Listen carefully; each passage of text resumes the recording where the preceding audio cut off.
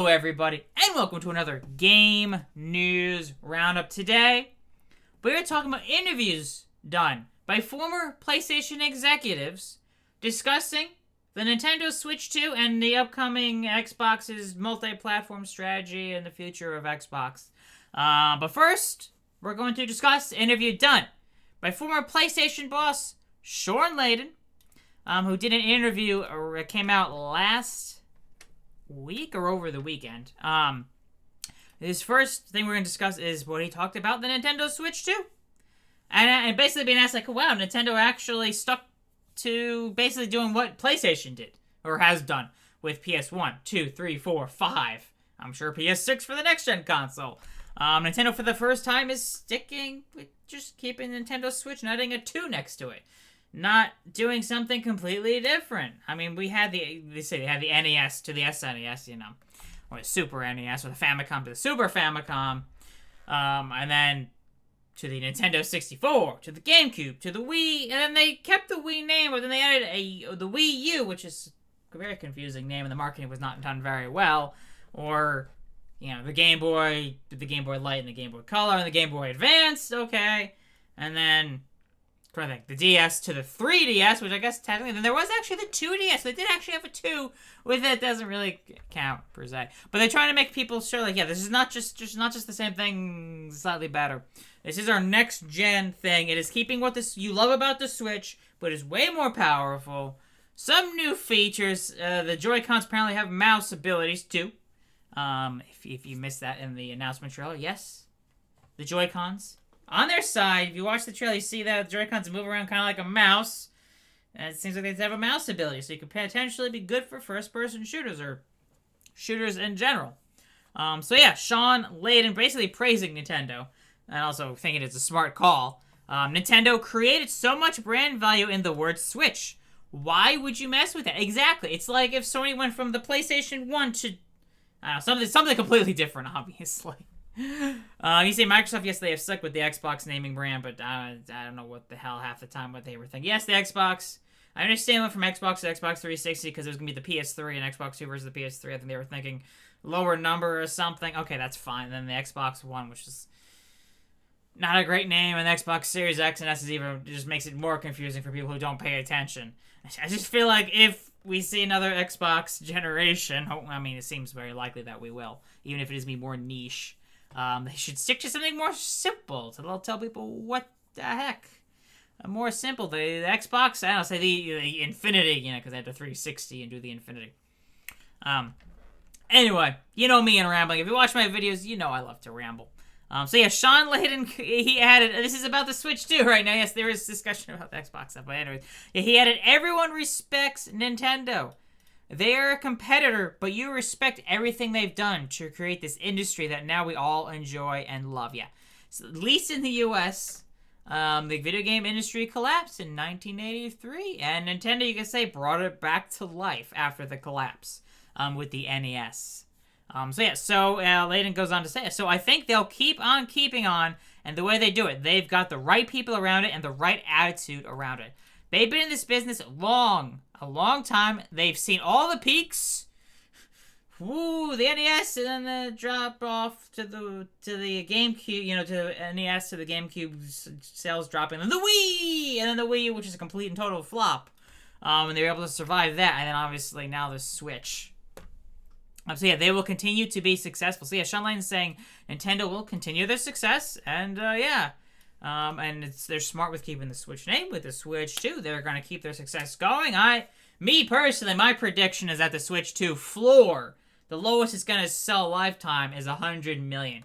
I don't see the Switch 2 quite selling on par with the original Switch, which the Switch 1 is currently, we'll see in the end, likely to become the best-selling video game platform of all time, being like 10 million, a little over 10 million away from hitting the big number of passing the PS2's 160 million lifetime. So yeah, and if you missed it, of course, Nintendo last month officially announced the Nintendo Switch 2 with a little basically a teaser. With a teaser trailer just showing, alright, yeah, here's the Switch 2. Yes, all right, here it is. It's a little bit bigger. Here's some of the new features. And then do a full unveiling with a Nintendo Switch 2 Direct on Wednesday, April 2nd. So stay tuned for that. And it will be launching sometime this year. Also on the Switch 2, former president of Sony Interactive Entertainment Worldwide Studios, Shuhei Yoshida, in a different interview with MinMax, discussed the reveal trailer for the Nintendo Switch. He did say it could have been a larger reveal and was kind of surprised there weren't more surprises with this Switch 2. So yeah, Yoshida said, I thought the Switch 2 announcement could have been a larger reveal. I mean, technically it did show the Switch 2 is larger. It's a little bit larger anyway. It turned out to be kind of, a sneak reveal or just confirmation. It's kind of what the reveal is. And yes, here it is. And here's the big unveiling on April 2nd. He added, I'm surprised there are not many surprises. The only surprise to me was the mice thing that they showed.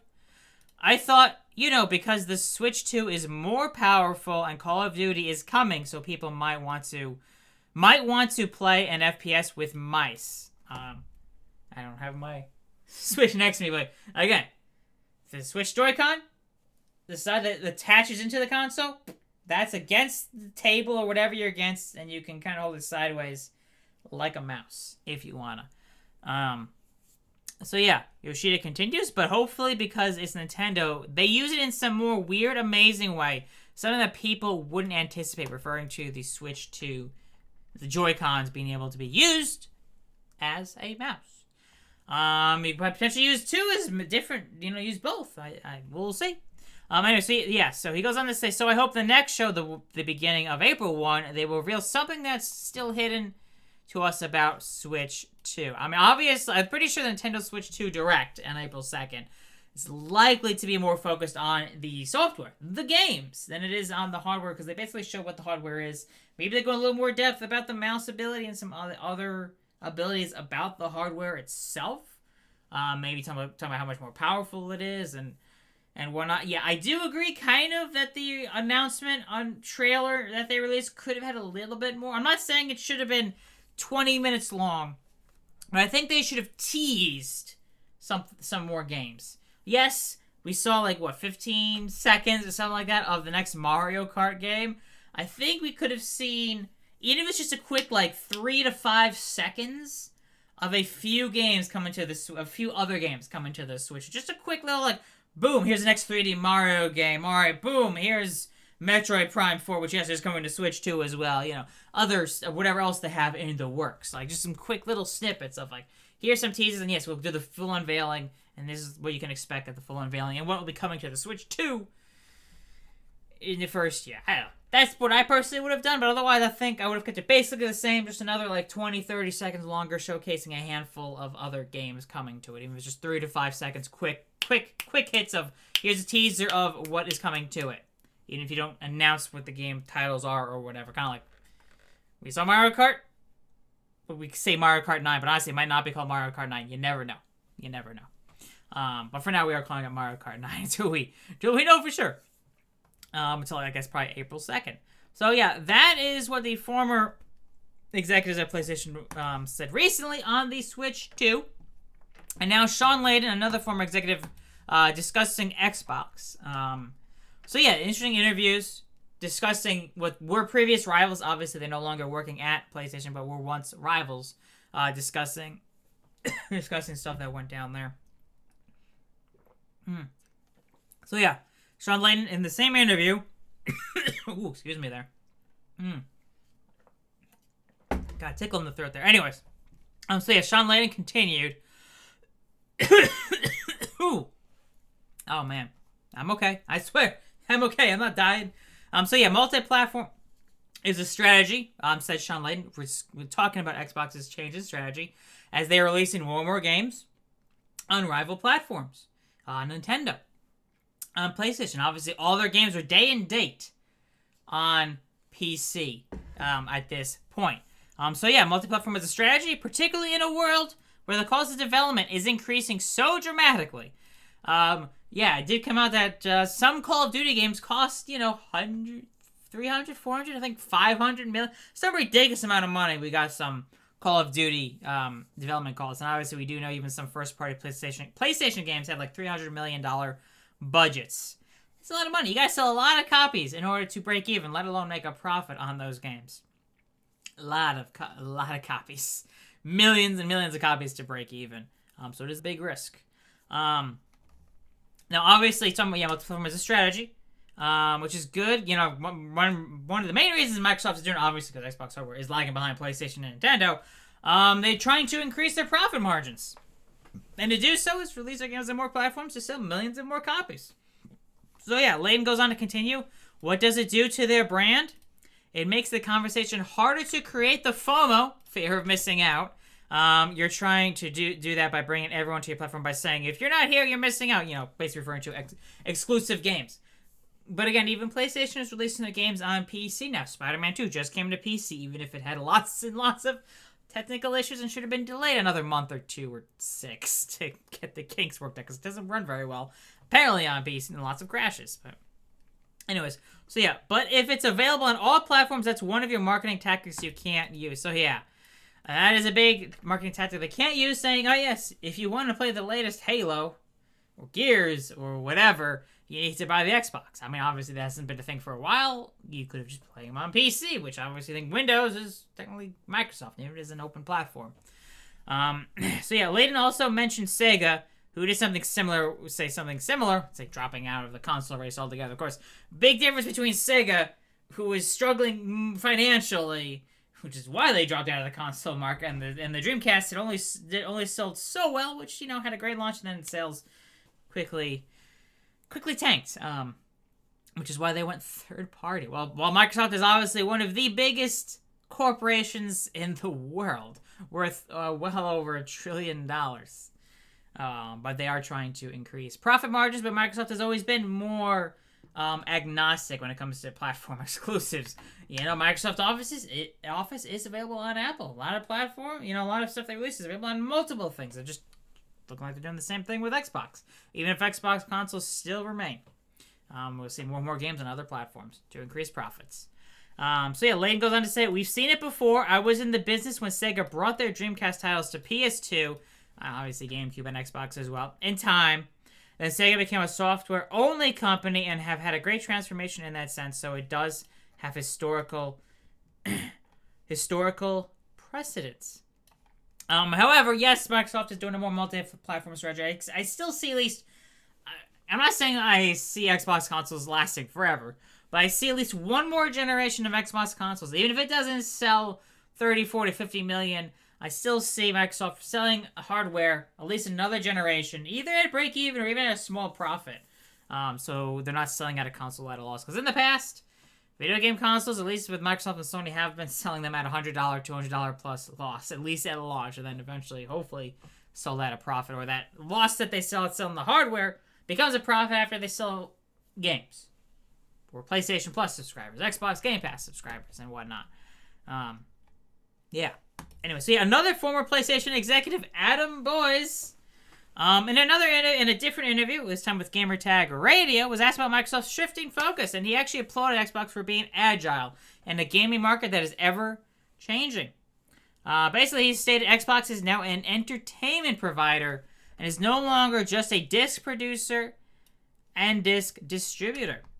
So if we think about that, the analogy that maybe PlayStation is HBO, Microsoft is Netflix, which I guess you could say definitely makes sense with Game Pass basically kind of being the Netflix of the video games with its, I don't know, the last figure we had was 34 million subscribers, but that was before Call of Duty came to Game Pass, and it also was confirmed that PC Game Pass number of subscribers did grow 30% during the holidays. So that number is probably getting closer to 40 million subscribers. Also, he describes Nintendo as Disney, which honestly, yeah, I could see why. Yeah, I always thought, you know, Disney is more kid-friendly. Nintendo's always been more kid-friendly. Now Nintendo is getting into, like Disney did in the 50s, you know, they're getting into the theme park market with Nintendo-themed lands at Universal Studios theme parks around the world. We got Japan, California, and soon, I think sometime in May, I believe, in Florida, the Universal Epic Universe theme park. I think it's Epic Universe is the name of it. We'll have a Nintendo themed land with Mario and Donkey Kong. Which at some point, maybe not opening, but the next hopefully few years, I will make my way down there and check out that new theme park, mainly to see the Nintendo stuff.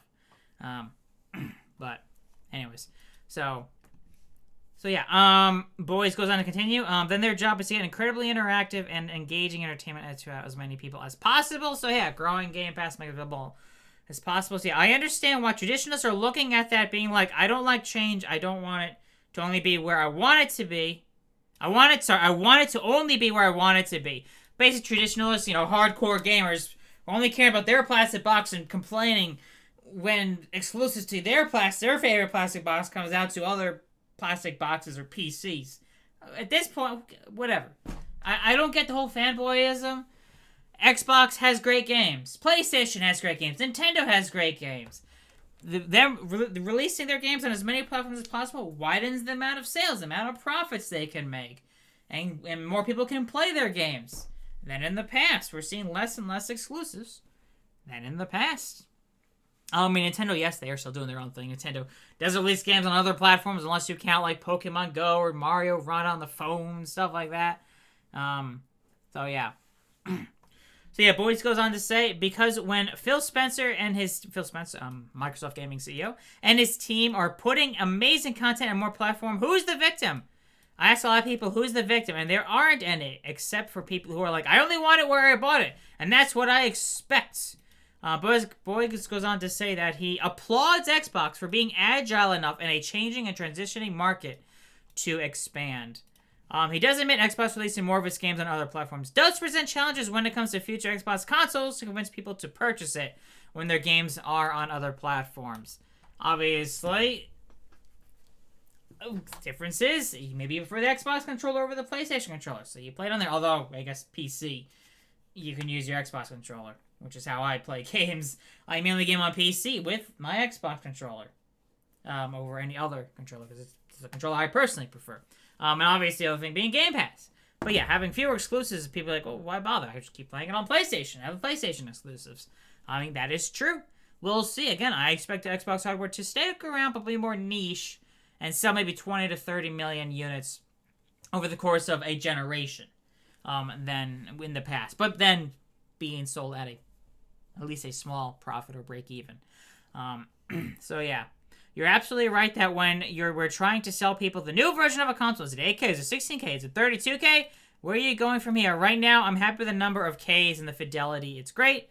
And the value proposition changes. Xbox has releasing games on other consoles, the Switch and PlayStation. Last year, we did see Pentiment, Hi-Fi Rush, Sea of Thieves, and Grounded make their way. All of them to PlayStation, and 2 of those 4 games coming to Switch. And Doom the Dark Ages and Outer Worlds 2 are day 1 games on PS5 coming out this year. Indiana Jones and the Great Circle and Forza Horizon 5 are also coming to PS5 sometime this spring. No word on Halo or Gears, but I honestly wouldn't be surprised if 1, Forza Horizon 5 comes to Nintendo Switch 2, and 2, Halo and Gears do eventually make their way to PlayStation and Nintendo Switch 2. Maybe later this year or next year. But anyways, I want to discuss these interviews that former PlayStation executives just did, discussing the Nintendo Switch 2, their thoughts on it, as well as their thoughts on the future Xbox strategy. And I tend to agree that, yes, there are issues releasing your games on more platforms because there are less incentives to buy their hardware, specifically.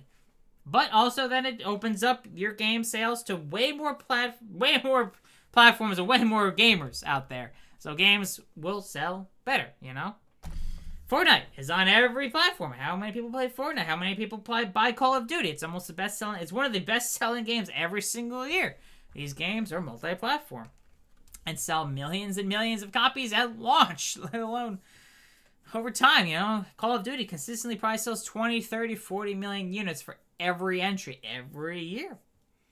So anyways, if you enjoy me going over the gaming news and this video, be sure to hit the like button. Be sure to subscribe. I am inching my way towards 10,000 subscribers. Maybe one of these years, I'll cross that 10,000 subscriber threshold. But yeah, thank you all so much for watching, especially if you made it this far into the video. And I will catch you all around next time for some more gaming news, gaming sales, and gaming industry information. See you all next time.